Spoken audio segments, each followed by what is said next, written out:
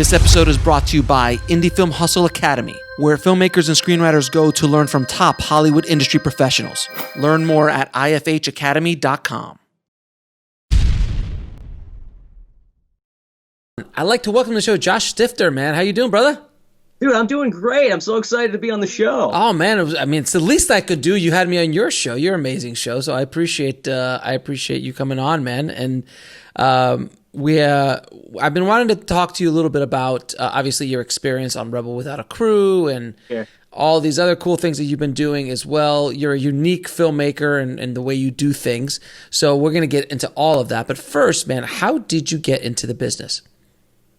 Yeah, so this is kind of crazy. So I was like a big film geek as a kid, like all of us filmmakers are, but it came down to like I love to steal my dad's camera and run around with it. So I've been making little movies with my friends since I was younger than 6, 5. I don't even know when I first grabbed the camera and dad was like, bring it back.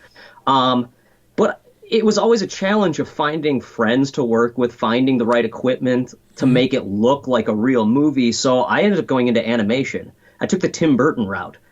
And I just thought, if I can learn to draw pictures, and at the time South Park was huge. So I was kind of just aping that South Park style and stealing like what they did and trying to do my own little cutout things and whatever, kids getting hit by cars or whatever gross thing I could do.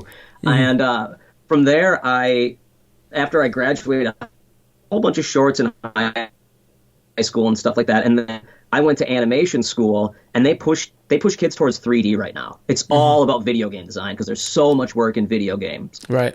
And it just wasn't for me. I graduated with a degree in animation, but all of the jobs that they were trying to place me in were video game design. Just did nothing for me. I can't tell stories in video games as an animator. Like, there's other people telling those stories. So what I did was I just hit the internet. I started sending things up via Twitter. The early days of Twitter and Facebook, there was no Instagram at the time. There's probably still a MySpace at that point. And I just started sending it to anyone who I respected in the industry. And Kevin Smith picked up my animations and dug them. And I started working for Kevin Smith, like right out of college. That's amazing. Yeah, it all boils down to just putting myself out there and not being afraid that what I made wasn't good enough. Because it wasn't great. Like, if I look at it now, I'm like, oh my God, how did Kevin Smith pick up this garbage? But I think there was just something about the drive that I had to just show it, and then he was able to like go, okay, I could do something with this. I can figure something out. And I did Smotimations for a while. Then I worked on his movie Tusk. I did like 4 animations all together for Tusk. I helped out with some website stuff and just a bunch of random projects. And after that was on my resume, then I was able to get jobs working for other animation companies. I worked for CNN. I worked for Troma. And that is how I got the animation done that ended up getting me in front of Robert Rodriguez.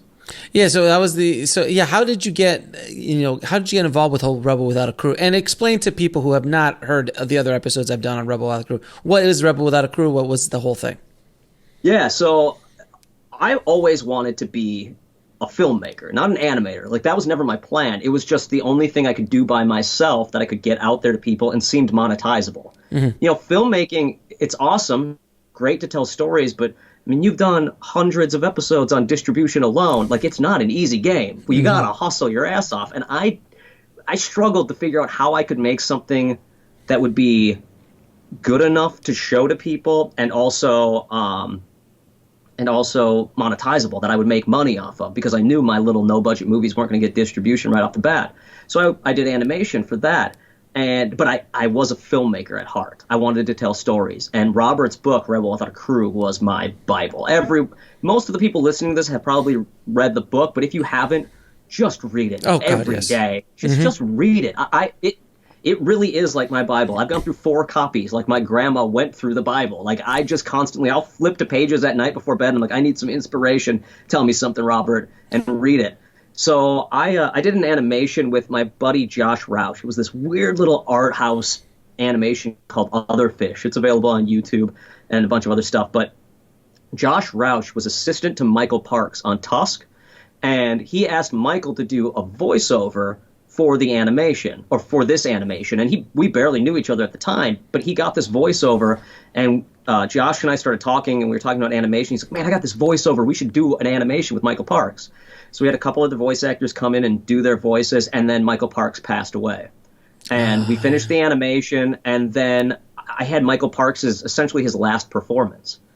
And I felt like people needed to see that, because Michael Parks was a legend. He is, yeah, absolutely. Yeah, and I thought of Robert, and we showed it to Kevin, and we showed it to people who had worked with Michael. But the only way I could get it to Robert was through El Rey Network. And so I sent it to El Rey Network, and they were like, hey, we really enjoy this, but it doesn't fit on our programming at all. But we're running the show called The People's Network, where we're going to show short films. And we saw your Tim the Terrible animation as well. Can we use that? We'll buy it from you for a year, and we'll put it on our network. We'll fly you out to LA, and you'll come on the show and do a little introduction or whatever. And then, you'll be a part of this People's Network thing that Robert wants to do. So I flew out to LA, and while I was there, sitting and waiting, I opened my backpack because they wanted me to put on a different shirt. I was wearing some death metal shirt or some shit like that. So they wanted me to put on a different shirt. And while I opened my backpack, they saw that I had like 2 copies of Rebel Without a Crew. And they're like, whoa, you are dedicated to it. I'm like, oh my God, I am so dedicated to it. You guys don't even know. This is not a rare thing for me to have this book in my bag. I'm not doing this because I'm here for Robert or because this is Robert's network. I've always got this with me. And the showrunner of that show was like, well, we're working on this other show called Rebel Without a Crew. Have you ever done any live action stuff? I have, but it's all like shorts with my buddies and stuff like that, or literally shorts I've done by myself. I've done a whole bunch of shorts where I set up cameras on rigs with tripods with wheels, and I use fishing line to make the camera move and stuff like that. So I showed it to them, and they're like, oh, we got to get this to Robert. So they sent it, and they sent my little pitch that I put together. I literally sent this pitch that I put together on the bus going to work. Like I did my 3-act structure of The Good Exorcist. I put down a couple scenes and a couple characters, and I snapped a photo of a bunch of random items I had laying around my house. And I put it on this little table, this little artsy table that my wife has. I put it on there, snapped a picture, made a quick logo. That poster was the poster that still got used for El Rey Network. The logo is still the logo for The Good Exorcist. And the outline still plays pretty close to what the movie turned out being. But they just asked me to send a script. And Rebel Without a Crew was a series that was based on that book, where Robert had me and 4 other filmmakers come out and make a feature film for $7,000 and shot in 14 days.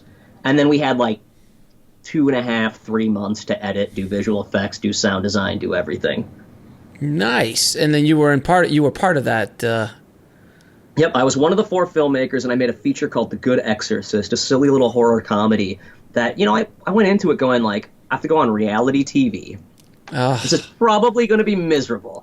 I am not a reality TV guy. I'm a dad from Minnesota. Like, I do not fit the mold of reality TV. Right. And I know they're going to be like trying to work in these stories for me, and there's going to be a script. There really wasn't a script at all. I was blown away. This was way more like a docuseries than a reality show. Yeah. So the thing I love about the show, because there was someone who sent me a link to it. I'm not gonna say who, but there was someone who sent me a link to the show. A really like handsome, smart man with maybe glasses and a goatee. But I actually watched the entire thing. I just binged it because I had been dying to watch it, and I didn't get El Rey at the time, and I watched the entire series. Like, I mean, literally, I was like I knocked the whole thing out in a day. Like, I was a day. I remember you messaged me. I was like, I'm done. This is amazing, because I was so addicted to it, and knowing some of the players, knowing you and knowing Alejandro in it as well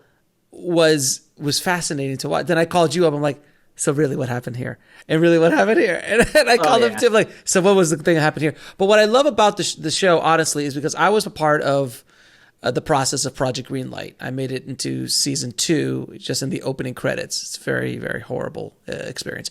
But I went through Project Greenlight, and then I also got to the very end of the Steven Spielberg reality show called On the Lot. Oh yeah, you did. I didn't know that. I watched it.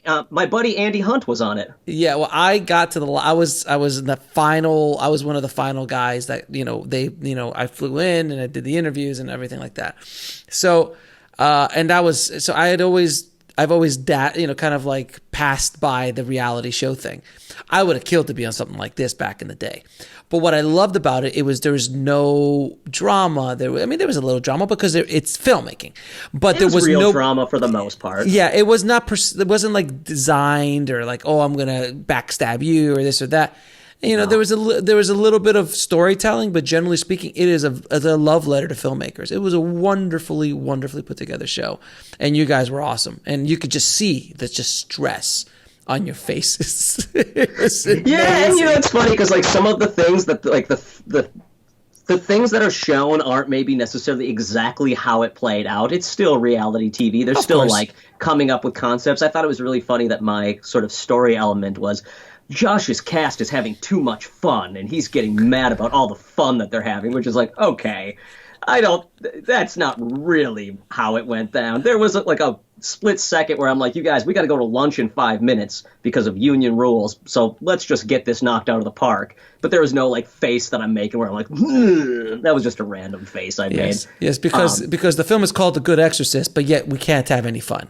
So exactly. It doesn't really play. But generally speaking, it was a very well put together show. And oh my God. And I still love it. I love when people watch it because I think it's a blast to watch. And it is a love letter to that indie process of just running and gunning and getting shit done. And it's so fun because when you watch it and like when Robert shows up, it's literally like God. Like, it's like a God from Mount Hollywood, indie Hollywood, if you will, shows up, and it's like he's so chilled, he's so mellow, because he's seen it all, he's been through it all, and he really cares. At least that's the perception that I got from watching it. That there was he cares about you guys and cared about the process. And anybody who's listened to the show knows that I'm a fairly big Robert Rodriguez fan, and I'm a bit older than you, so I was around. How old are you? 34. Yeah, let's just say I'm a little bit older. Let's say that I was around when Mariachi hit. Sure. I have the first edition of Rebel Without a Crew, and I studied Robert constantly. I even mention him in my book, the Shooting for the Mob book. I actually do a whole Robert Rodriguez story of how I called him when he was at Columbia.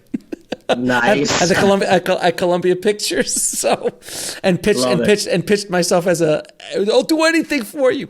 But anyway, that's an embarrassing story.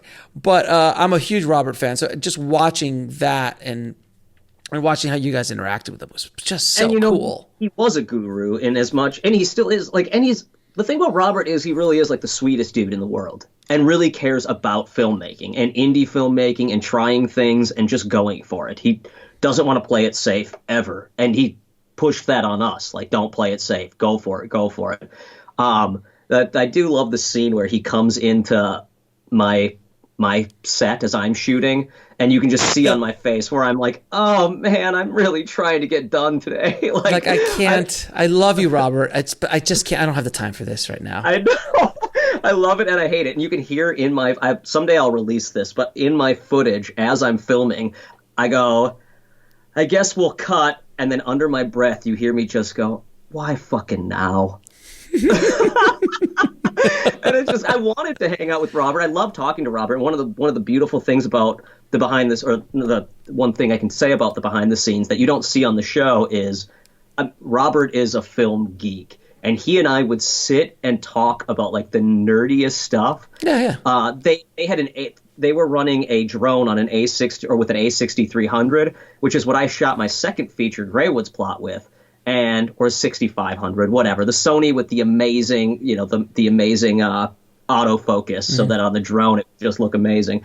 And Robert asked what it was, and I was like, oh, I know. And I just like went on this tangent about the A6300 and how I used it to film Greywoods plot and all this other stuff, which I had started filming before we went to Rebel Without a Crew, failed miserably at, and then as soon as Rebel Without a Crew ended, the first thing I said to Daniel was, dude, we've got to, and he goes, yeah, I know, we got to finish Greywoods plot. And right as soon as Good Exorcist came out, we were waiting for it to get the rights back and waiting for everything to go down. We just went and made another movie for $2,000. Yeah, so that, and then for everybody listening, he made his movie The Good Exorcist for $7,000, which that was the part that was the part of the show because Robert Rodriguez, legendarily or almost a mythology. It's a myth at this point. It's like mythology. He's like what's his name, Bunyan, the guy who cut down trees. I mean, he's become a mythical person. He made his Fume El Mariachi with 7,000. That's what the show was based around. So, what did you learn from making a $7,000 feature film? And it was a true $7,000 feature. It wasn't like, oh, and they kind of helped you here and they kind of helped you there. There were rules to this engagement, if I'm not mistaken, correct? Yeah, so we had a credit card with $7,000 on it. Like, we could only spend that much. Now, I will say that the $7,000 now is very different than when Robert did it, and it's very different than what we have for equipment now, what you can do with very little, and the world that has opened up to independent filmmaking, for better or worse, where there is so much independent filmmaking that you have to be a little more conscious about who your audience is. Making a $7,000 movie now, people will instantly go like, okay, so you didn't have a budget. Who cares? You know what I mean? Like, it can be a challenge now. What impresses people is when you show them something and you go, I always have my trailer on my phone so I can go, check this out. I made this for $7,000. I made this for $2,000 because they see the trailer and they go, oh, I'd watch that. You made that for $7,000? That trailer cost you $7,000? No, the movie cost me $7,000. So one of the big things I learned is, number one, no one cares that it's $7,000 until they care it's $7,000. So until they see it and go, how did you do that for $7,000? They don't know. They don't care. Budgets mean nothing. So trying to sell your movie on the budget means nothing until you get eyes on it. It's a great story for your Q&A afterwards. It's a great thing to build towards, but it isn't your sales pitch. Your sales pitch is, I made this kick-ass thing. Now, that's what Robert did back in the day. It's not really any different. Robert didn't go to the studios and go, when he was going door to door in Hollywood over Christmas, and go, hey, I made a $7,000 movie. Do you want to buy it? He went there and he told them he made a $30,000 movie or a $20,000 movie. He tested the waters. He showed them his trailer and in hopes of getting more money for his next movie. It's the same thing now. Yeah, it's a whole different world. When he did it, no one had ever done anything like that, at least, and they actually used that $7,000 price tag as the marketing campaign back in '91, because in '91 the studio did, not Robert. No, because nobody would show up to a studio meeting, go, I made my movie for $7,000. He would say, I made a movie for $50,000. I made the movie for $60,000, which is still an obscene number back in 1991 because it was shot on film and everything. But then later the studio's like, wait a minute, we've got something here. And they marketed it as a $7,000 film. And nowadays, a lot of filmmakers, I talk to them all the time. They're like, hey, we shot on an iPhone. I'm like, I don't care. Hey, we shot this movie, for $3,000. Don't care. Like, it's not no one cares. They only care once they care, which means they have to watch it and they go, wait a minute, you made this for now all of a sudden it means something. But to lead with that, like, there's filmmakers that I'm like, oh, he shot a movie in 2 days. No one cares.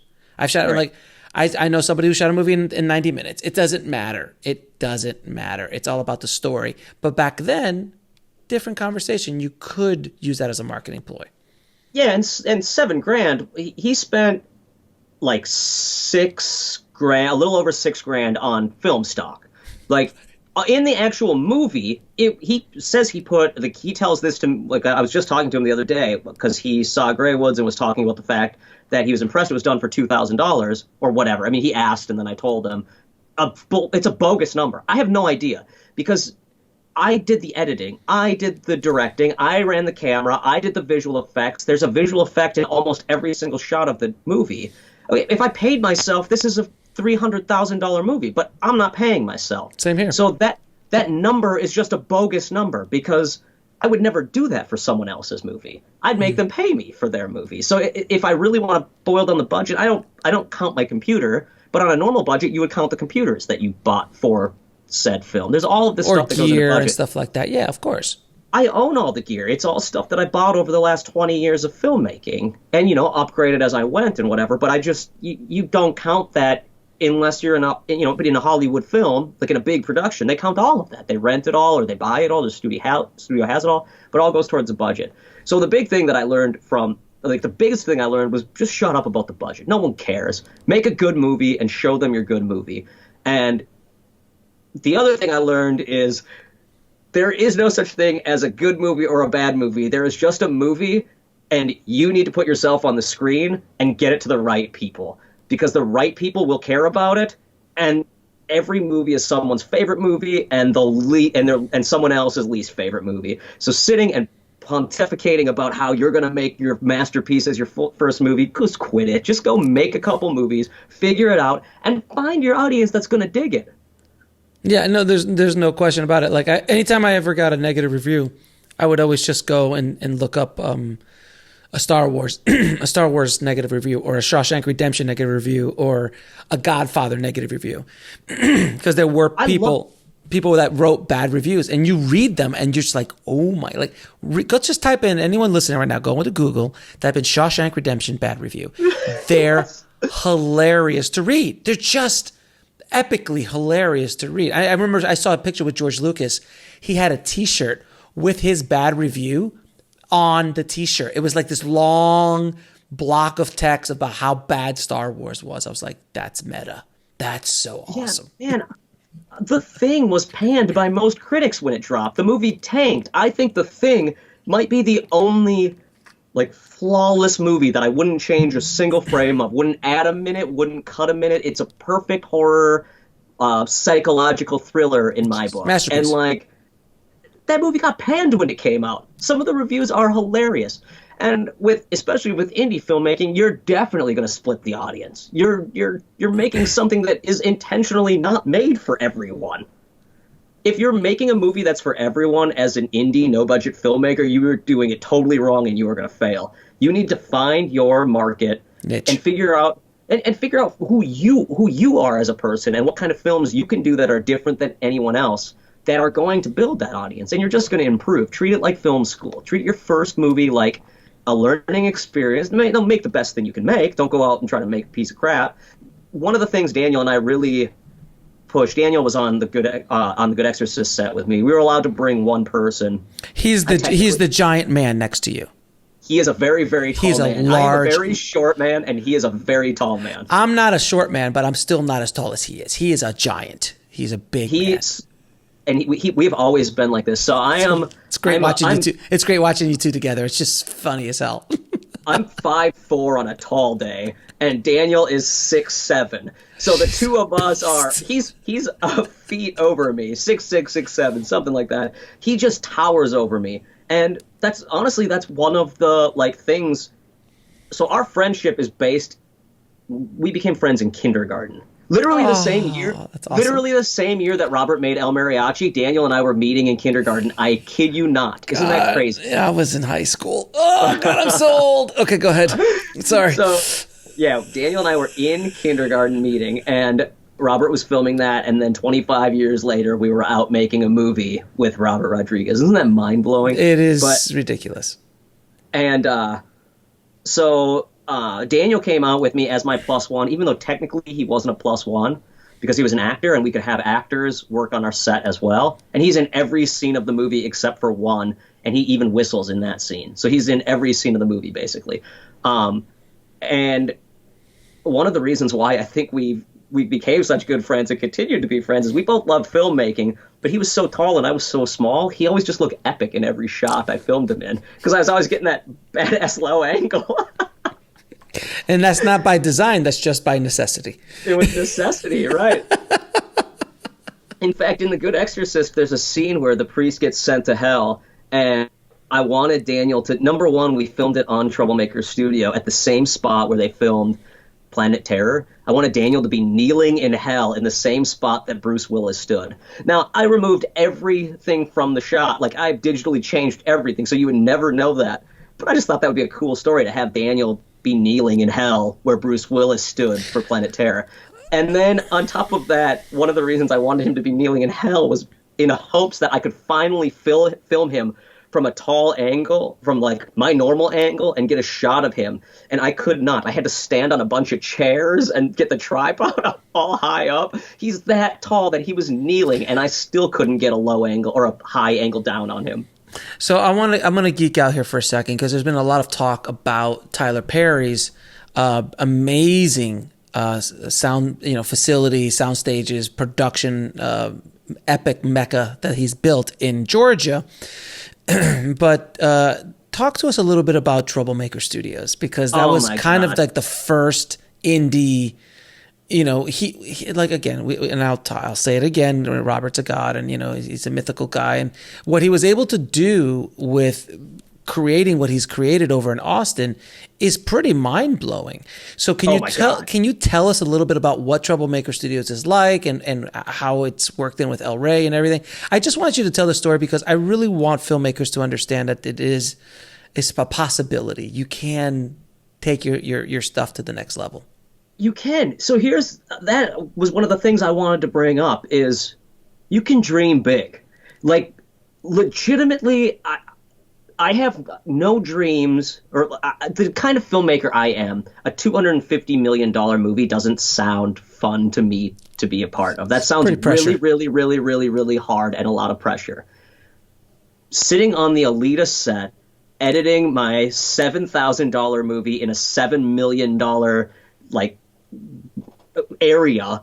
So this like section of the Alita set cost $7 million. I don't know if I'm supposed to say this, but I'm going to anyway. Sure. I snuck onto it a few times with a director's chair and would edit my movie on the Alita set, even though I wasn't supposed to be back there, because I thought it would be cool to have this memory of making a $7,000 movie on a $7 million set.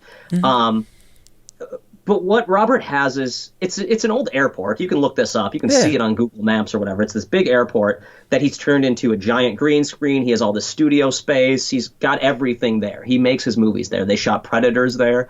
If you look at the behind the scenes on Predators, you can see Predators. Yeah, that's what it's called, right? Predators. It's called Predators. Yeah, okay. And they set up, instead of filming, in the rainforest, they created a rainforest in his back lot, and there was still pieces of it while we were there. In fact, I was hoping to get that lot for Predators in the background of The Good Exorcist, but it was just too far away and too dark. They filmed Planet Terror sequences there. They filmed, the green screen is where they filmed all of Sin City.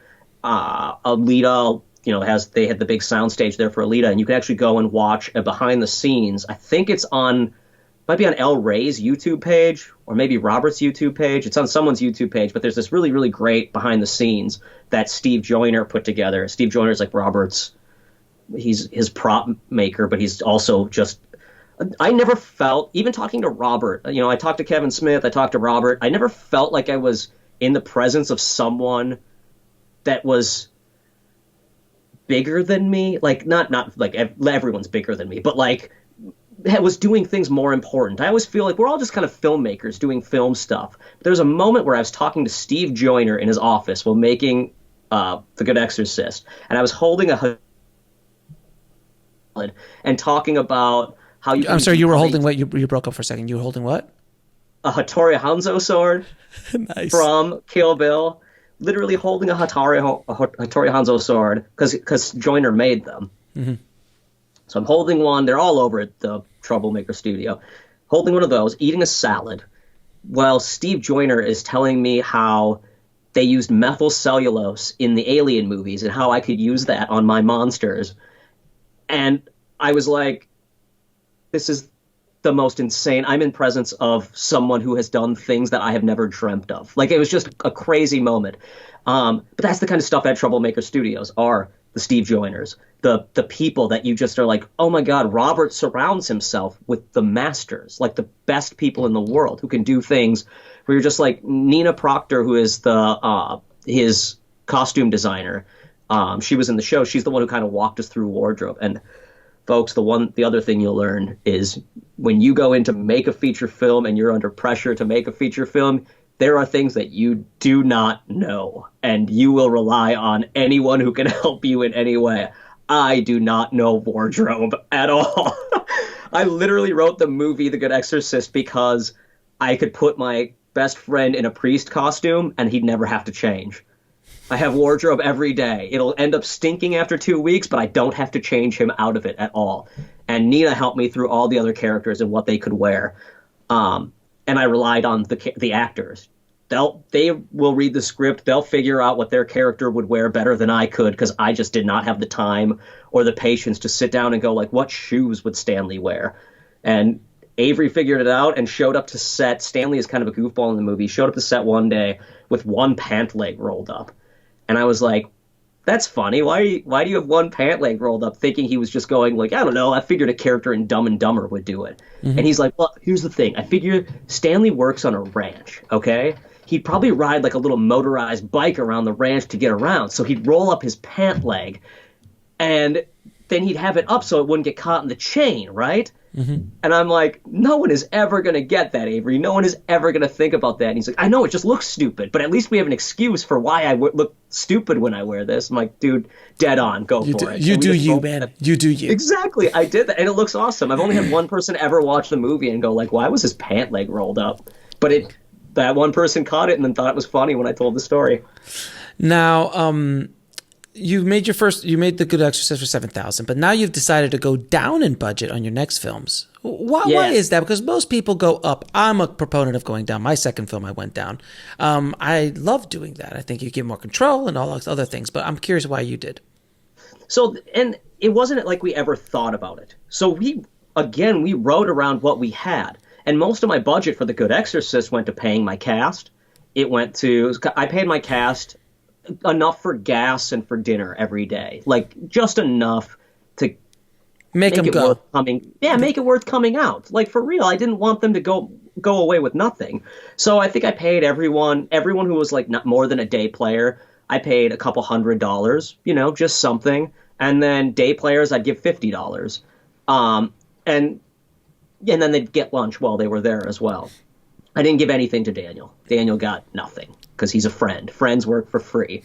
That's not true. At the end, I had $400 extra, and I gave Daniel $400 extra. That's why my budget says $7,000. But I was like, dude flew himself out. He came out, left his newborn boys. He had 2 newborn twins at the time. They were like 3 months old. He left for 3 weeks to come to Austin to help me on my silly movie. So I paid them. We had to rent our camera equipment. You see that on the show. We had to rent the location. We had to pay for, just a bunch of things that all added up. So when it was, I rented a slider, a $500 I saw slider. I saw how stupid. It's so stupid. But I just, in my head, I was like, I'm never going to be able to afford to rent a $500 slider. So if Robert's going to pay for it, you know what? I'm going to go for it. It was the best thing I ever did. That saved my movie. That $500 slider was used in every shot, and it made my movie look so much bigger budget than it was because I could constantly have the camera moving. So get a slider. Now, with that being said, you can get I have a $70 slider that I use. Or, that works. Slider. It works totally fine. Yeah. So when we came back and we went to do Greywood's plot, we just started writing around things we had, and I already had a camera. I didn't have to rent any equipment. We wrote around locations we had. We filmed it on the fly. Most of my budget went to getting a hotel room for a couple days, booze. I put booze in my budget because I keep my friends happy. But I didn't pay my cast. So, because they were all my friends. I cast my 2 best friends and then a guy that just kind of showed up one day who was a friend of Daniel's, and then he and I became best friends, and he ended up, there's a Dogman mask. There's a bunch of practical effects, a bunch of monster effects that we learned how to make ourselves. And we just learned from YouTube. And we made this mask that we were quoted to have someone, a professional, make it. They quoted us $6,000. And then I got them down to like $3,000. And then I was like, what if we just do it ourselves? And it ended up costing us a couple $100 to make it. And it was a lot of work. And it works. It was a lot of work, and it looks gorgeous in the movie. It's totally fun to look at, and it cost us next to nothing, and it works. It tells the story. So it wasn't a matter of going like, let's go down in budget. I honestly don't know what we spent when it is all said and done, because it was $100 here that we just $200 there, $500 there. It's not enough to take a hit. You're not feeling it. In other words, it cost as much as a vacation would have cost. Right. That's what I say. Like, it cost as much as a vacation, and that's what it was. It was a vacation for me and my buddies to go in the woods, me to get down in my underwear and film a scene with my friends. And we just had fun. So one thing I'm seeing that you're doing, and I'm asking certain questions very specifically because I'm leading up to this. You're very you understand who your audience is. So you're creating product for that audience. You're doing it at a budget that is doable and that is accepted for that audience. So you're basically creating an MVP or minimal viable product for your audience. So if that budget's low, great. The lower the budget, the better chances you're gonna have of making your money back. And in the genre that you've chosen, which is kind of horror, and am I wrong? Is like a horror? It's sort of. I'm kind of like in the comedy horror genre. Okay. So I'm kind of like falling into this weird place of the Evil Dead 2s and stuff like that, where it's but still horror. It's still genre based. And you could sell it to a horror fan all day. I can sell it, so it's fun because I can sell it to horror fans, and I can sell it to people who want to get someone into horror. Because modern horror is very, very gory or very, very scary. And modern horror fans like that. And that's great. I like that. I am a horror fan. But my wife isn't. So I've set out to make things that I can watch with my wife, or you can watch with friends, or you can put on in the background at Halloween, or you can, it's sort of, it's light genre, but also, I'm a big fan of like Drag Me to Hell. I'm a big fan of these movies that are like, they're fun to watch. They're goofy horrors. Ghostbusters, like it's Ghostbusters, while it is more of a comedy, has a lot of fun horror elements to it still. And I have a lot of people who watch The Good Exorcist and go like, I can't wait till my kid is 12 because this is the movie that I'm going to show them when he or she is 12. Because it's R, but it's a light R, and it's a fun R. It's not too bad. Right, and then you're creating this kind of portfolio of films that you're putting under your company name, and you're starting to build a brand. And and you've is that fair to say? 100%. And part of the brand is the down and dirty, going to cons and selling my own movie directly to the audience, talking to people about it, not being afraid to talk about what it is, not being able to talk about the negatives of the film and the positives and hear people out on their opinions and have people talk about it. I make these first 3 features that I'm working on, I call them my Rebel Without a Crew features, because they're literally just taking what Robert taught in the Bible of filmmaking and putting them to practice and seeing what happens in this era, which is, it's very similar to what the Duplass brothers did in the 2000s. It's very similar to, like, there's a lot of indie filmmakers, they're just finding this way to build off of it. And there are a lot of horror movies coming out right now, and they're very, very, very good. I can't do that with no budget. So what I have to do is find a specific audience for this type of horror movie. The Good Exorcist is a comedy horror. It's more a comedy than it is horror. It's a very watch.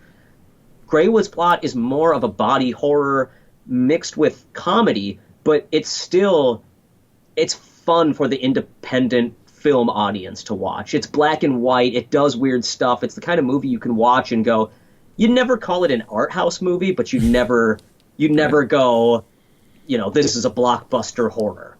Right. It fits into this weird mold of not quite David Lynchian, but not for, it's not something you really want to, you wouldn't show your mom this. You kind of, if you're a filmmaker, you'll get it more than anyone else. Or if you're interested in film, especially older films, it's sort of that thing. And then Scumbag, my third movie that I literally went into production this morning on, I've been in pre-production for a year now. I'm finally getting going on it, but it's a movie I'm making 100% by myself. I've set up camera rigs all over my basement so that I can have cameras on, motion sliders that are like timed and stuff like that. So, and this is kind of more it's more of a straight up horror movie, but it's still very strange. Obviously, I'm making it by myself, so it's going to be strange. But it is. These 3 are Rebel Without a Crew movies that I know my audience, and my audience is the people who want passion. Yeah, and the one thing, and you're also, I saw some pictures that I don't think you posted or something on Facebook, where you're at the Comic-Cons, you're at the horror cons. All of them. Right, and you're selling your wares. You're selling. What are the products that you have for these films, other than just the films, or is it just the films? So I like to make stuff. I love selling T-shirts. I love selling everything because people like to be a part of the brand. They like to be in on something, and I'm not making something that is going to go out to Walmarts and Redboxes necessarily. Now I'm going through different film distribution, many of which I owe to you, my man. You have helped me more than any. You've helped me probably in post-production way more than Robert Rodriguez did in post-production, or in post-production. Like your podcast, the things you talk about, like learning about, dude, it's been so helpful hearing your talks with Linda and all these other people. It's been crazy helpful. So I've been able to take that and sort of figure out what my way of selling it is. And I've realized I love marketing it. Most filmmakers hate that part of the process. Dude, my favorite part is sitting behind a booth and having someone going up to me and going like, dude, I love this art. What's the Good Exorcist? And them walking away and tweeting at me the next day, dude, I watched the Good Exorcist. It was everything you said it was. Or it was, we loved it. My wife and I sat down and we cannot believe what you were able to make. That's amazing. Or the people who go on IMDb and are like, what a piece of garbage. I love that too, because they sat down and watched it. And I tell them, if you buy the movie, if you like it, amazing. Show your friends. If you don't like it, amazing. Give it to your friends. Like, just give it away. Like, do something with it. Like, I don't care. Like, just put it out in your garage sale and sell it to someone else. Find a way to get it around, because that's, to me, the fun of it, is hearing what people think of it later. So I didn't specifically own the rights to The Good Exorcist for about a year. Yeah, exactly. Because El Rey did. Yeah, there was this weird middle ground where no one was really saying who owned it. And the paperwork was kind of fuzzy because, they made the reality show, but they never really thought that much about what the movies would do when it was all said and done. That's a weird thing to make for someone else and whatever. We knew it would air on El Rey. The whole point was to have it on Go 90. Like, we thought it would be out for free for the world to see and we could market ourselves and whatever. Go 90 went out of business and that never happened. So then it was like, well, what's going to happen? Where does this go? So I went and just made bootlegs of my own damn movie. And I just made DVDs. I put an audio commentary with Daniel and I on it, some behind the scenes that I made out of footage that I had filmed. And you were selling them at the cons. And I was just selling bootlegs of my own movie at the cons. Well, at first it was very like, people who were interested in the movie, I was like, hey man, I'm selling it here if you want it, because I didn't know what was going to happen. I went to GalaxyCon this last week. It's a Minneapolis con. And I put them out on the table because now I have the rights back and I can sell it however I want. So I'm like, I made 100 of these bootlegs. If anyone wants to buy it, this is your one chance to buy this version of the movie. I'm going back and I'm cleaning it up now that I have the rights, and I'm going to put it out on, the stuff DVD, Blu-ray, VHS. I'm doing VHS. You've got to do the VHS, dude. I am, You've dude. got to do the VHS. And, with Film Hub and with, we talked to Indie Film Rights and Trauma Now, and we've talked to all these people that you've sort of kind of put me in contact with, because I never would have heard of Indie Film Rights. I probably wouldn't have heard of Film Hub. I had worked with Distributor. We all know how that went, so now I'm terrified of anything. I haven't heard. What's going on? So that's the only group I'd ever worked with was Distributor. So, and that was a pain in the ass to get the stuff that I had done with other companies now off of it. So you've helped me with that as well. Great, man. But so, we've got Film Hub at our disposal. We've got these other things. So everything's sort of, I don't want to say like you can see, I don't know when this episode's coming out, but I don't want to say you can see it on Amazon Prime yet because we're in QC processes and all this stuff. Mm-hmm. And you never know when things are going to come out, but hopefully very, very, very soon. Okay. And that The Good Exorcist is there, but I put these 100 copies of the DVD out on the table, and it was like, anyone want to buy this thing? I made like, I had the Rebel Without a Crew poster behind me. I saw it. I saw the pictures, and I'm gonna have you send that picture to me. I'm gonna put it on in the show notes. I want people to see this. Dude, I sold out of 100 copies. Of course you did. How much did you sell each for? People bought them. So I was selling them for just $10, which is a DVD. $10 is not. It's a lot, but it's not bad. So you made $1,000 off that.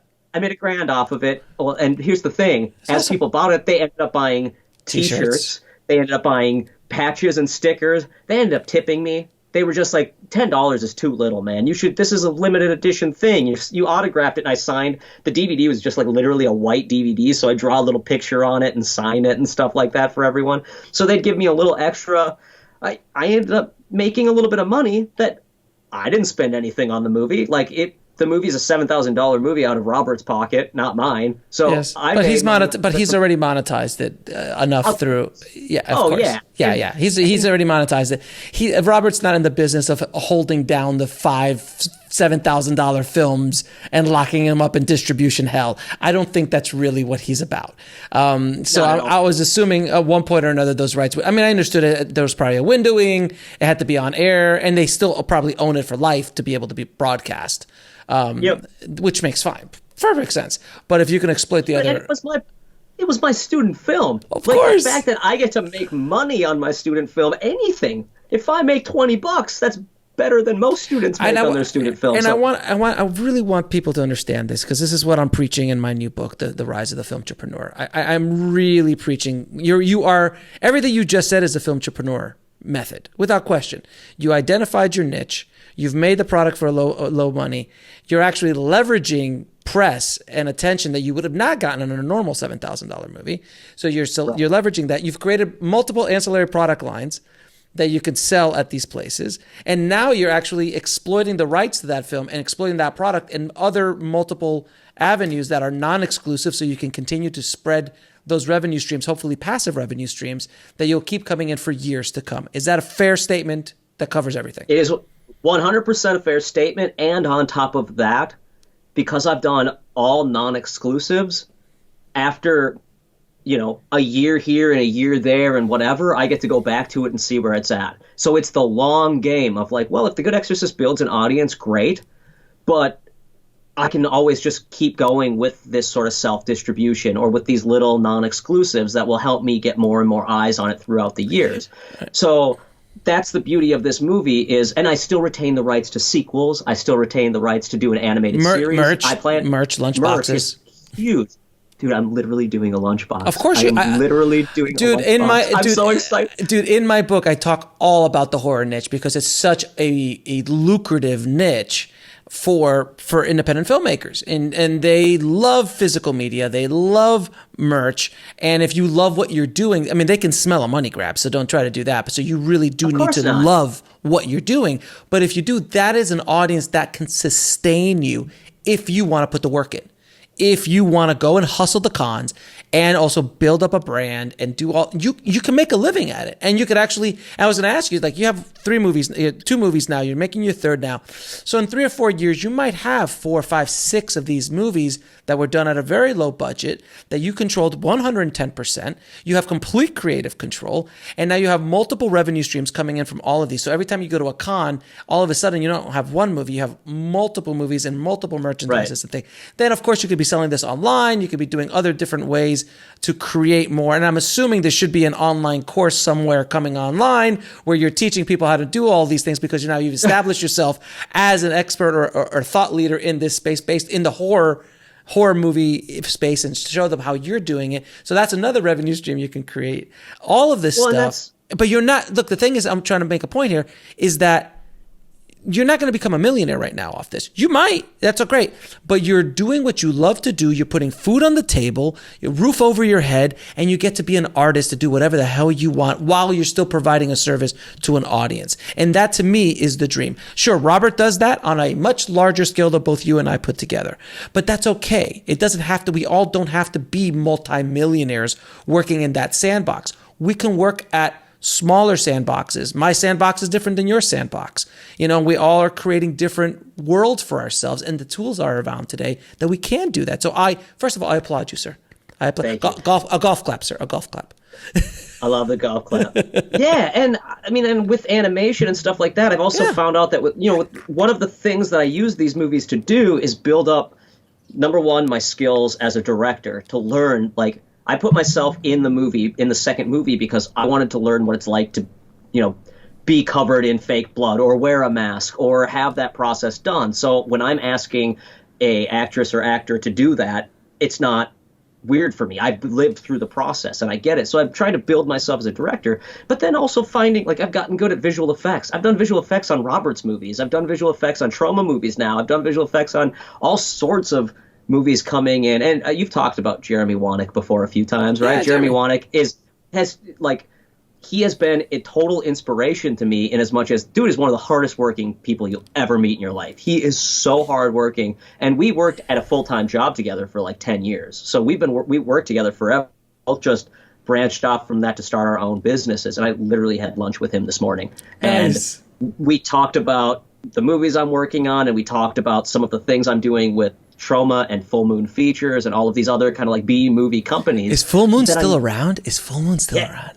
I'm literally working with Full Moon this Tuesday, or next Tuesday. On what? On Puppet Master 75? Which one are you working? Dude, they're doing a Puppet Master movie. They're doing this thing called They're doing this thing called the Deadly 10, where they're showing the behind the scenes of 10 feature films being made.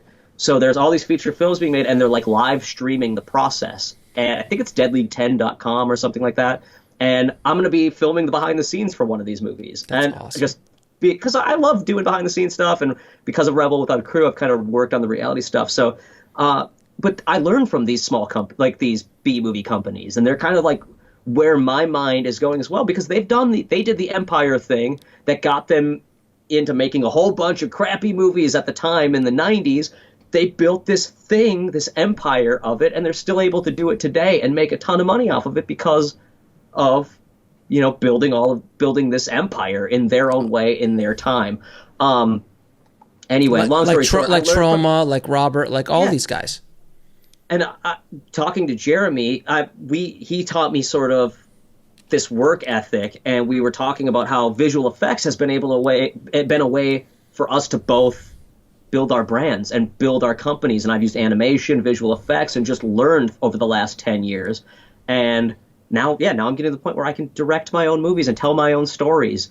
And in 5 years, who knows where I'll be, as long as you don't rest too long. Take breaks, meditate, figure out how you can survive on kicking ass and hustling, but you need to find your way to do it that specifically works, that doesn't let you be lazy and lets you continue to just kick ass and work hard. Yeah, and just so everybody knows, Jeremy worked on both This Is Meg and on The Corner of Ego and Desire, doing visual effects for me. He's a great guy and did some amazing work on both those films for me. And he just reached out to me. He was just originally like, hey man, if you ever need any help, let me know. And I'm like, well, I need something. And calling back to the beginning of this episode where I said I just reached out to Kevin Smith and was like, hey man, I did this animation. I like your stuff. If you ever need animation, I'm around. The same thing. Jeremy does that with people as well. Part of it is just being in the right place at the right time and not afraid to say that your services are available, and proving that you have services that they're going to want. Yeah, and you've also now been able to, and I did this too for a long time, obviously most of my career, where I was able to build a post-production company to be able to sustain my filmmaking habit. So it's kind of like and that's how, and by building that company up, I was able to put a lot of tools in my toolbox that allows me to make a $5,000 movie or a $3,000 movie, because I've had all that education and experience over the years. And you've done the same thing. So if you're not making a movie or not making your money off movies, you're making money off the filmmaking process in one way, shape, or form. And you're learning every day. That's the biggest thing, is you got to take, when you get that job in where you're like, oh, I do not want to work on this project, but you need it. You need to take it to pay the bills. Don't think about it like that. Take it in and be like, well, what can I actually learn from this? What's something that's in this process that is going to help me in the future? Because you're going to have to take in a lot of jobs that you probably don't want to take. It's just a fact. Like that's being a filmmaker. That's part of the life, is you're going to have to do stuff that you don't want to do, and use that to make the stuff that you do want to do. Oh, so sweet. Mm-hmm. Oh, it's so much better. The days like today for this movie Scumbag I'm turning my whole basement into it's about a guy who's trapped in a basement during a mutant apocalypse. It's my Omega Man. And so it's me in a gas mask the whole movie, folks. It is going to be a weird movie. And there are mutants that I play, and there are stop motion monsters and hand monsters and all sorts of weird stuff. And it's $250,000, right? That's how much it's going to cost? Yeah, it's like, well, no, we're like, we went over and we're at like we're just under 1.5 mil. And we laugh, but that is a lesson that everyone needs to understand. That movie you just pitched me, there is a budget threshold that makes sense if you're paying for it yourself, because there's a limited audience for that film. I'm not saying it can't blow up and turn into Napoleon Dynamite or a big, huge monster hit. Sure, right. Everyone could win a lottery. But the point is, this is a small film that's experimental. I shot 100% I shot a movie. 100% I shot a movie at the Sundance Film Festival. That's experimental. It's my version of Ego and Desire, man. When I saw Ego, I was just like, okay, how can I do this for my audience that I've built and push myself to the limit? And the limit, I realized, is every time I said Rebel Without a Crew, every time I say that thing, Rebel Without a Crew, it feels tainted because your cast is your crew. Your friends become your crew. And my friends are better than any crew I've ever worked with. I've worked on some relatively big projects, especially corporate stuff where you're like, how the hell did they get a budget for this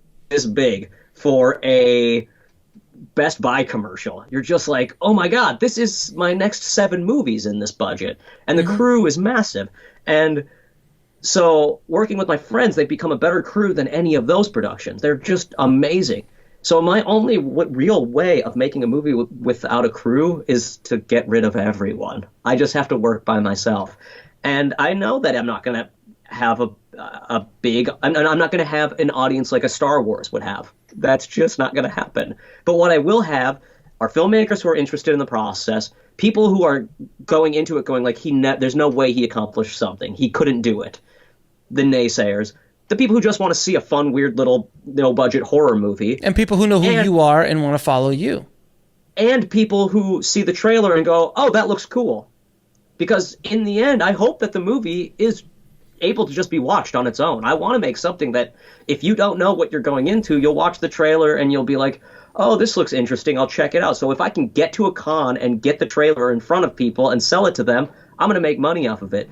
Yesterday I was at Home Depot. I assume Home Depot is all around the U.S., but yes, I don't know. Yes, for sure. It is.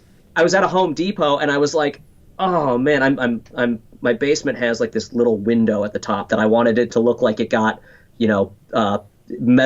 sheet metal over the top with wood planks, like he's locked himself in. And I was looking at this sheet metal. I'm just like, oh man, $12. Ugh. Like I'm keeping this budget as low as I can. Like I just want it to be nothing. And I spent, a few bucks on sliders that are on their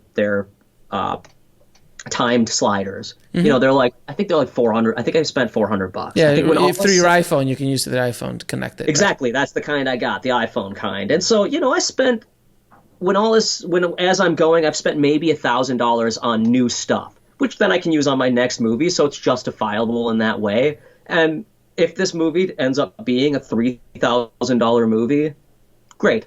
Like I can make $3,000 back on this idea, but it's a matter of getting out there and getting that $3,000 back, and then after that finding a bigger way to, more money to make. But with that being said, it's also a tax write-off because it's my movie for my company. It's a passion project. I could go on vacation for $3,000, or I could do this. And you can invest in something that can generate revenue for you moving forward. And once you build out these systems, of like, I can go to the cons, I can set up on, my website, I can set up an email list to get in, and just you can build a business. You're building a business. You're building a business around your art, around your films. And that's what we all should strive for, is to do that. I mean, look, again, I'll bring Robert back up. Robert built a business off of his art.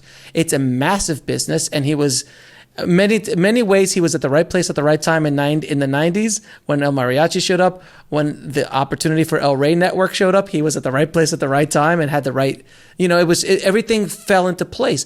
But he's been able to leverage those great opportunities and his great talent and business savvy to be able to build an entire business around what he does, and also helps other filmmakers do the same thing through Troublemaker. He also doesn't say no. Like, that's the beautiful thing about Robert, is when an idea pops up or when something comes to be, his reaction is just do it. And I learned that from him when I would ask him questions, and I'd be like, do you think I could? And he's like, yeah, you could. If you think you can, you can. You just thought up the idea, now make it happen. Like, stop questioning it, just do it. And that is the Robert mentality, is like, someone could go, man, should I make a PG Spy Kids movie after I've made Desperado and all of this other stuff? And Robert, he easily could have said no to Spy Kids. I still think it's his highest grossing film. I think no, one no, of the no, Spy no. Kids. Look, again, being a Robert Rodriguez, Robert File, his empire was built on the back of Spy Kids. Yeah, 100%. I mean, that's what built Troublemaker. That's what built the studios. All of it. It wasn't, later on Sin City showed up, but it was Spy Kids that it exploded him into a stratosphere. And Spy Kids 3D was massive. People don't remember that was like the first 3D project. That was the first thing shot on those 3D cameras, because essentially they gave him the technology to just mess around with, and he just had a blast with it. He still loves it. Like when you talk to him about Spy Kids, his eyes light up. They're so much fun. There's so much. My kids have seen all the Spy Kids. They love them, and they're so powerful. And he made so much money. Spy Kids, or I think it's Spy Kids 1 or Spy Kids 3, is his highest grossing film. I don't know. Maybe Alita. Alita might have. I don't know. I'm not sure if Alita passed it up, but as far as like grossing, like return on investment. Oh no, ROI is Spy Kids. I mean, he made the first one for $30 million, if I'm not mistaken. It was like 20 some million or 27 million, something along those lines, and it grossed just domestically like 140 or 150 million. But then the merchandising, as Mel Brooks says in Spaceballs, merchandising. It was so much. The tie-ins with McDonald's. It was so much money. So much money. I know we got to wrap up, but I got to tell one quick story. Yeah, man, go ahead. So Rebel Without a Crew, we were like doing, between the making our movie, the reality show stuff, everything that happened, we were just like working 22-hour days. No, like course. We weren't sleeping. It was just so much. And I was trying to edit my movie as we went as well. So it was just like crazy stressful. And after we wrapped, we had this Sunday where they put us up in a hotel and they were like, shut your brains off. Like, do nothing. And I had bronchitis. I was dying. There was a moment on the show where Robert like gives me the fist bump because I got sick 2 days before we were supposed to wrap The Good Exorcist, and I quit. They didn't show this on the show. I quit. I called my wife and I'm like, I'm done. I can't do this. I was like, I hocked up blood in the shower and I was just like, I'm done. I am done. I am sick. I can't move. I cannot finish this movie.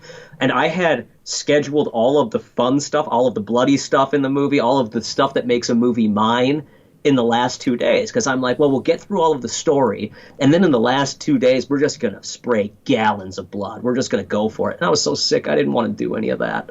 So I was dying, and they put us up in this hotel on a Sunday, and I walked into the hotel, and I just, like, crashed on the bed, and they brought us food. They brought us P. Terry's, which is the best burger I've ever eaten in my entire life. P. Terry's in Austin, Texas. Get it. I'm not getting any money back from them for saying this. I just love me some P. Terry's. And they brought it to the door, and I sat down, and I laid down in the bed, and I think I cried. I honestly think I laid in the bed, and I just, like, with tears, that cry when you're so tired that it's just like tears just like rolling down my face. I just laid there looking up at the ceiling, feeling miserable, and I got the strength to grab my P. Terry's and turn on the TV, and I am not joking. This is 100% swear to God, I turned on the TV, Spy Kids was on. I just turned it on and Spy Kids popped on. I didn't move. I set down the remote and I watched Spy Kids and ate P. Terry's in my underwear. Nice. Great image, by the way. It's fantastic. Isn't that? It's just, I looked, I was the skinniest I've ever been, and I'm a skinny guy to begin with because I've been working so hard. I hadn't eaten because I was so stressed. I hadn't been eating. I just laid in that bed in my underwear and went, like, the film gods are smiling down at me with Spy Kids right now. And I laid in bed and watched it and felt like a child. Like 100% like a kid on a Saturday morning in my undies, eating food that I like it's like the equivalent to my bowl of cereal, and just watch Spy Kids. It was amazing. That's awesome. And then I'm assuming you finished. Oh, I did. I watched the whole thing. I didn't. No, you finished the show. Oh yeah, I did finish. Yeah, this was after we had wrapped and everything. Actually, honestly, the second we wrapped the movie, or the Rebel Without a Crew, The Good Exorcist, I walked into the front door of the mansion that they had put us up in, and one of the producers was like, "What's wrong with him?" And everyone was like, "He's been like this for 2 days." She had been on a music video shoot and came back, and she was like, he needs to go to the hospital, you guys. This isn't Josh. This isn't the guy that we had on the show. My face was green. My skin was nasty. I was just like, ugh. And she took me to the hospital. So I literally wrapped my movie, and instead of like celebrating, I went to the hospital. As a true indie filmmaker, sir. I finished it, and you guys can see The Good Exorcist. I don't know when this episode is coming up, but it will be on Amazon Prime soon. It will be on Troma Now. It's on iTunes, but it's kind of a different version that El Rey Network put out. It'll be, if you want to, you could subscribe to my Patreon. I run a Patreon where I show it's my like, I like the Patreon because I loved the behind the scenes on DVDs back in the day. Like, remember Kevin Smith put out that Jay and Silent Bob Strike Back, like 3-disc edition that was just filled with fun behind the scenes stuff? That's what my Patreon is. It's my like second DVD for everything. I post behind the scenes for everything. And I just constantly am making new stuff. When I see something that I'm like, oh, I never posted this, or someone asks me like, how did you blow up the teddy bear in The Good Exorcist or kill the teddy bear? I just make a behind the scenes on like how I did it, and I talk about it. So you can subscribe to my Patreon right now, anytime that this is coming out, and you will get The Good Exorcist sent to you immediately, a screener of it.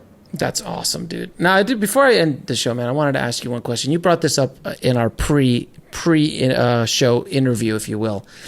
Your attitude change. I felt that was extremely important for you to talk about. How did your attitude change from being the angry, bitter, negative filmmaker, which we all, like I always say, we all know an angry, bitter filmmaker, and if you don't know one, you are the angry and bitter filmmaker. How your attitude change has affected not only your life but your career and everything you're trying to do. Yeah, so I was the pessimist. Like, I was the negative guy. And my wife still says I'm the pessimist because I am the guy who, when I walk out the door, I'm thinking about what we didn't bring or what could go wrong or what, like, there's like a pessimistic. It's a skill. Yeah, there's a pessimistic attitude in me that's not looking at what positive could happen. Hey, we're going to have fun on this vacation. I'm like, what did we forget? But I was that to the ultimate degree. I used to look at stuff and I would get a job and I would instantly just be like, oh God, I got to do this work, or this is not going to be fun, or no one's ever going to like what I make, or I'm always going to be a failure. And like, just everything was pessimistic. Everything was pessimistic. And 3 years ago, so I'm 34 now. So it was 4 years ago at this point. I kind of just turned 34 though. So it was basically when I turned 31. So it was like 3 years ago, more or less. In my 30s, my whole life, I had one thing on my bucket list: make a feature film. That was literally the only thing I ever wanted to do with my life. I didn't care about anything else. And I had kids, I own a house, I have all of this stuff that is stuff that people would consider positive things, but I never finished my feature film. And it like always dragged me down. And this was like a few weeks before I turned 31 before I turned 30. And I turned 30 and I'm like, okay, I'm going to make a feature film. That's the only thing I'm going to do. And I turned 31. And I was like, dude, you're never going to do it. Like, if you don't just think positive, change your mindset and go, let's go make a movie. Let's have fun with it. Let's do this thing. You're always going to look at things negatively. And Daniel, me, Keith, and Strauss went out in the woods, and something flipped in my brain where I'm like, we can have fun doing this, and you can be happy about every project you bring in, and you can think positively about stuff. These last 3 years have been the best 3 years of my life. Waking up in the morning, and the first thing, it's a challenge for me. I have to wake up in the morning and not go, what's going to go wrong today? I have to literally think to myself in the shower, this is going to be a good day. Let's do this thing. I'm like that little girl who's like, you are good. You are great. This is going to be a positive day. That's me every day. And I have to think positive. Every day is amazing now. Now, I have my bad days just like everyone else. But at the end of the day, when the bad day ends and I lay down in bed, I'm like, yeah, but you made it through it. And actually, you know what? You finished this animation. You did a podcast. You know, even if it's something small, like you relaxed today. You had a bad day. Now tomorrow gets to be the good one because you got the bad one out of the way. Like, that thinking positive has made my business flourish. It's made my films flourish. It's made everything I do feel like it's all kind of worth it. And it's about thinking that way, being positive and not going, all right, this is going to be a crappy project, or today's going to be a bad day on set. Oh, that guy showed up late on Rebel Without a Crew. Like, there was one day where one of the cast members was like, hey, man, my son came into town a day early, and I'm not going to be able to show up to set today. I wasn't paying them much, so I couldn't be like, no, you are going to show up to set. Instead, I just went, okay, we're going to write around him today, and then when he's here tomorrow, we'll just film him up against the wall in the corner, and it's like he's angrily standing in the corner.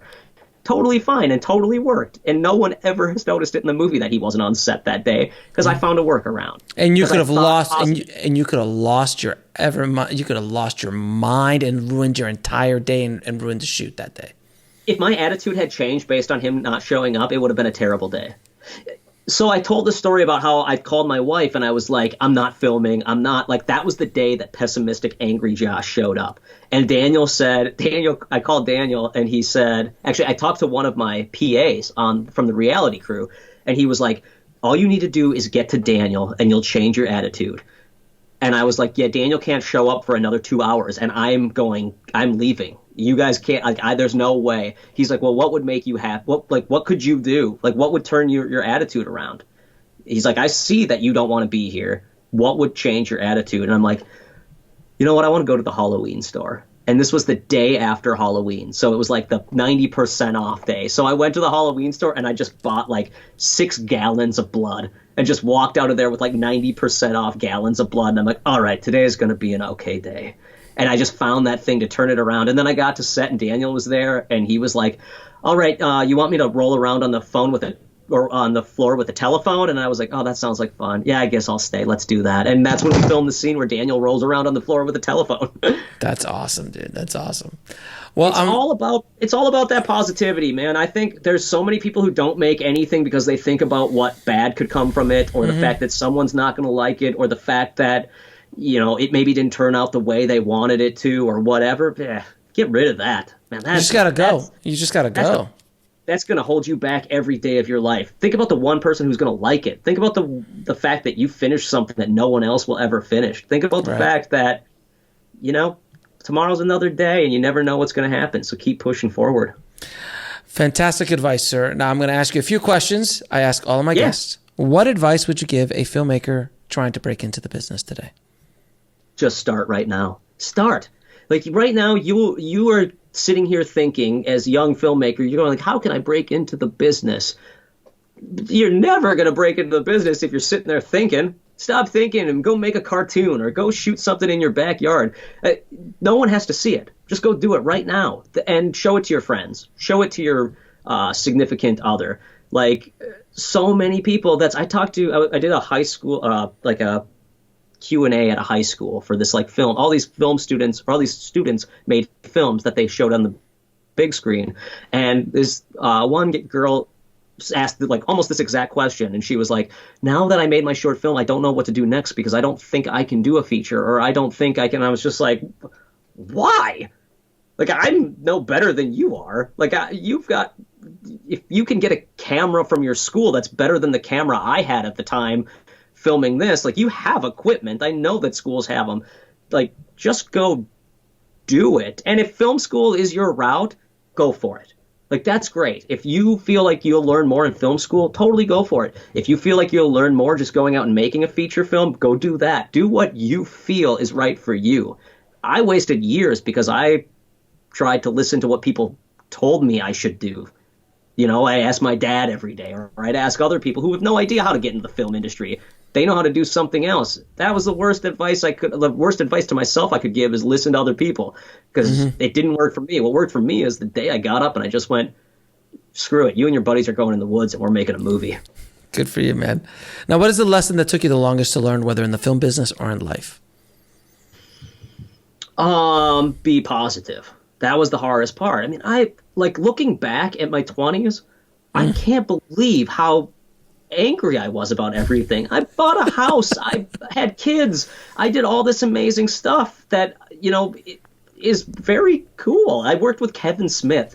The irony being, I was working with Kevin Smith, and I would sit there and go like, Kevin isn't going to like this. And he liked everything I did, except for one animation he thought was too dark, which I find, now I look back, I'm like, that's so funny that I was too dark. I think that's amazing.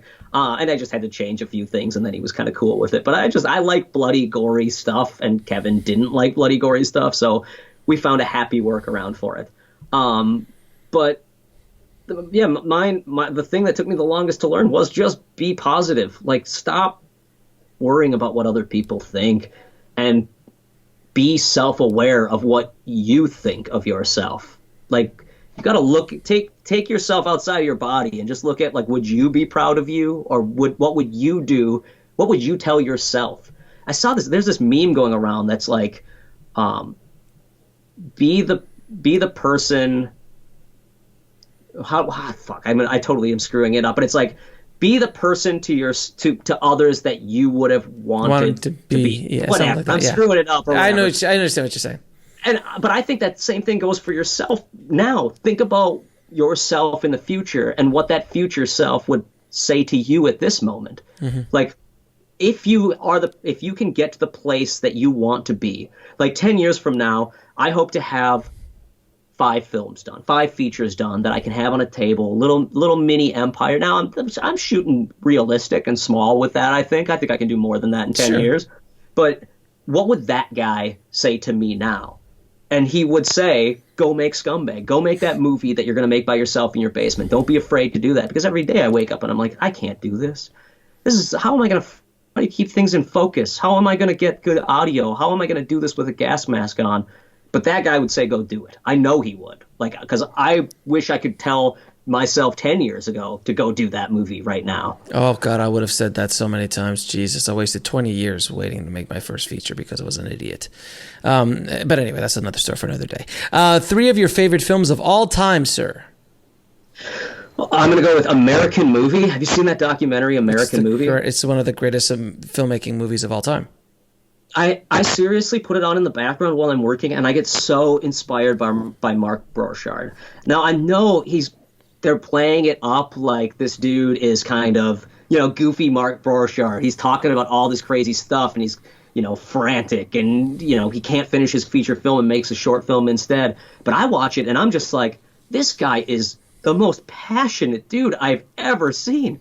He wakes up every day thinking about filmmaking. He can't get his feature going, so he goes back and makes his short film and finishes it and gets it seen.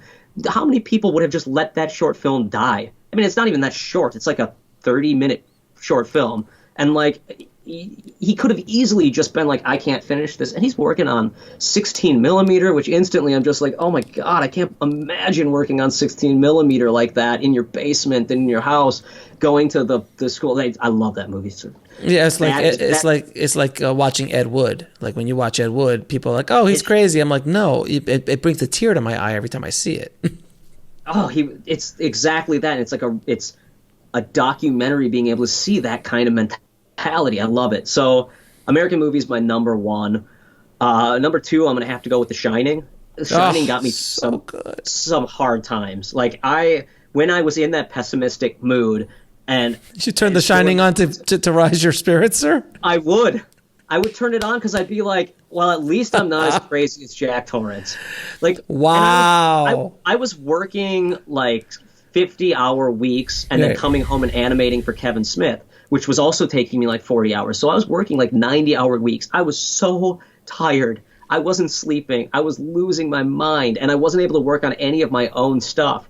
So while I would work on the animation for Smotomation or for Tusk, I would put on The Shining in the background and just feel like, okay, just don't go full Jack Torrance. You can make it, and it really helped me a lot. All right, and your third? And The Thing. The Thing is it's just perfect. A masterpiece. It's horror. It's fun to watch. The characters are amazing. It's just gorgeously amazing. I love it. And where can people find? I'm not putting Beetlejuice on that list. Beetlejuice is my 4th. I got to just shout it out. Beetlejuice. I had the guy who wrote Beetlejuice on a while ago, and it was great to hear how that. Did you hear that episode? I don't think I have. I can't believe I've missed it. You go to it's in Bulletproof Screenwriting. So it just sits there, and he just talks about how it came along, and the whole the whole concept, how it was originally going to be something else, and then Tim Burton showed up, and it was just it's a great episode. I can't believe I missed this. Yeah. It's crazy. And where can people find you and your wares, sir? Yeah, so I'm right now in the process of updating my website because flushstudios.com is basically just 2 trailers right now. But you can find me on all the social medias. I love social media. I'm addicted to it. I don't even feel bad about it. I love it because I love talking to people. So being able to like get on social media and chat with people and use it as like the old Greek forums. I love that idea of the forum. And each social media has its own little way of being that. So I'm on Twitter, at Josh Stifter. I'm on Facebook. It's just me. Come find me. And there's a Flush Studios Facebook. Instagram is at Flush Studios. You can find The Good Exorcist on fathergill.com. Greywood's Plot is out and about, hitting up festivals and stuff like that. I'm going to have a panel this is a long ways out, but I'll be at South by Southwest. I just found out today, doing a panel for Rebel Without a Crew and some other fun stuff. And I'm all over the place. And my podcast is the Flush Studios Podcast. I also have a podcast called The Escalator Pitch that I do with John Brennan from Trauma. And yeah, all over. That's awesome, dude. Josh, man, thank you so much for coming on, brother. I truly appreciate it, man. You're an inspiration, sir, to many indie filmmakers out there, myself included. So thank you so much, my friend. Dude, thank you for everything. Like I said earlier, you have been a guru to me over the past few months. Though probably the reason why I missed that Beetlejuice episode is because I'm too busy listening to all your episodes with indie filmmakers where I'm learning so much. It's so awesome being able to learn this part of the process that they don't teach in film school. They don't teach anywhere. The Filmtrepreneur stuff just helps me. Like all of the distribution stuff has been amazing. So thank you, sir.